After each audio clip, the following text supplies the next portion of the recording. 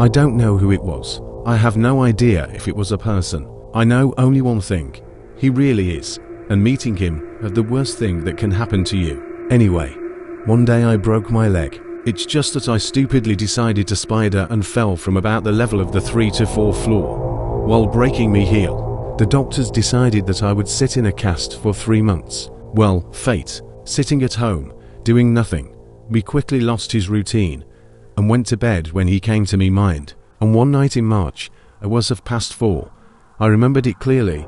I decided to take a smoke on crutches to the entrance. I must say that my house is an ordinary 9-story building in a sleeping area, and there have been no morons who put light bulbs in the entrances for a long time, because the neighbors are still sick.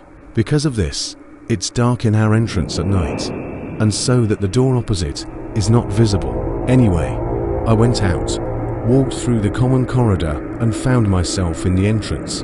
Me put crutches against the wall, and me leaned his back on the door, and when I lit a cigarette, out of the corner of my eye on the stairs leading up, I noticed a silhouette. The silhouette clearly belonged to a man, and something was wrong with it. In principle, I've never been a coward, and didn't really believe in any nonsense, so I decided that some drunk man was just coming home.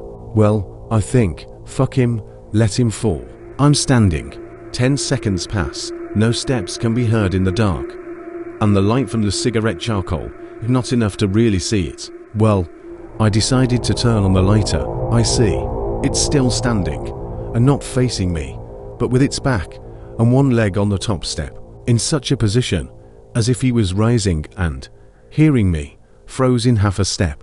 That's when the first bricks fell, but I didn't give it to him, but decided to shout at him. For some reason, I still thought it was just an alcoholic, and I didn't pay attention to the fact that he hasn't moved for half a minute, although he stands in an uncomfortable position, shouting to him something like, "Did you get up here?" I took a closer look at him, and at this damn moment, this creating turned to face me. I froze. I couldn't move anything. I even stopped breathing, and all because of his face. It was scary. Black eyes, pale skin. Instead of a nose and lips, there were only outlines, namely the outlines, as if they were just finished, and with such an inept hand. The lighter went out, but it didn't make me feel better. I could see his face in pitch darkness clearly, as if during the day. You can't really see anything, neither his figures, nor his stairs, nor his elevator, only every small detail of his skin face. My hand burned by a cigarette took me out of my stupor, but I was still afraid to move. I stood and understood that if I twitched, something very bad would happen. Then he turned to me with his whole body, and, of course, I couldn't stand it without crutches.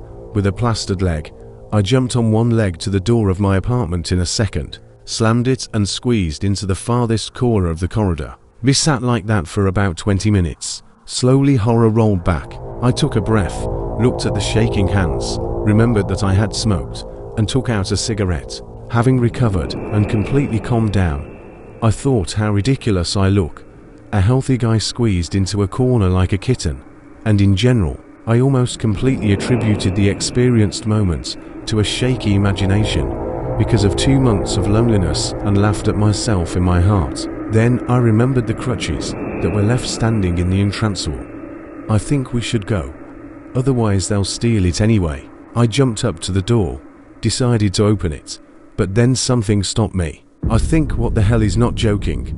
I'll look into the peephole. Looked. Yes, like in the worst American horror movie. I looked, and 5 centimeters away from me, looking me straight into my eyes, was his face. My parents have already told me what happened next. They were awakened by a phone call, 5:30 in the morning. My hysterical voice was heard from the handset, speaking complete nonsense. A daddy abruptly rushed to me. On the way, I hooked the cop's outfit, saying that I was attacked. When then arrived, the door was closed. My father opened it with his key. There were things lying in the corridor, thrown off the hanger, and my cast, somehow removed from my leg. The phone was smashed to pieces, and so was the cell phone. I was found completely insane in the corner of the toilet. They drank water and sent him to the hospital for a narcological examination. Naturally, they didn't find anything and already decided to give me schizophrenia. But then my father intervened. In general, everything ended quite well.